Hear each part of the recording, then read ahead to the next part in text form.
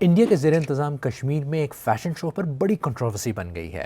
اس fashion show میں models نے بکینیز پہن کر کیٹ واک کی اور اس پر کشمیری اس لیے ناراض ہوئے کیونکہ یہ رمضان کے دنوں میں ہوا۔ گلمرگ کی ایک مقبول اسکی ریزورٹ میں ہونے والے فیشن شو کی تصویریں وائرل ہوئیں اور جموں کشمیر کے چیف منسٹر عمر عبداللہ نے ٹویٹ کی اور کہا کہ اس شو نے مقامی جذبات کو بالکل نظر انداز کر دیا ہے، اور ساتھ انہوں نے مقامی انتظامیہ سے جواب طلبی بھی کی۔ ایک کشمیری ایکٹیوسٹ دیپکا پشکر ناتھ نے اس شو کی تصویریں شیئر کی اور ساتھ عمر عبداللہ کو ٹیگ کیا۔ انہوں نے کہا کہ ٹورزم کا ڈپارٹمنٹ تو ان کے دائرہ اختیار میں آتا ہے، انہوں نے اپنی نگرانی میں ایسا کیسے ہونے دیا؟ وزیر اعلیٰ عمر عبداللہ نے اس تنقید کا جواب مقامی اسمبلی میں دیا۔ انہوں نے کہا کہ یہ ایک پرائیویٹ فنکشن تھا جو ایک پرائیویٹ ہوٹل کے صحن میں منعقد ہوا، حکومت کی کوئی ایجنسی اس میں ملوث نہیں تھی۔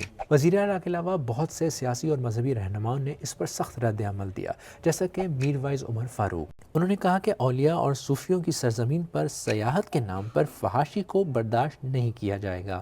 اچھا، اس سارے ہنگامے کی وجہ سے فیشن شو آرگنائز کرنے والوں نے اپنے سوشل میڈیا اکاؤنٹ سے اس شو کی تمام تصویریں ڈیلیٹ کر دیں اور لوگوں کے مذہبی احساسات مجروح ہونے پر معافی بھی مانگی، مگر ہر کوئی اس سے خوش نہیں ہے۔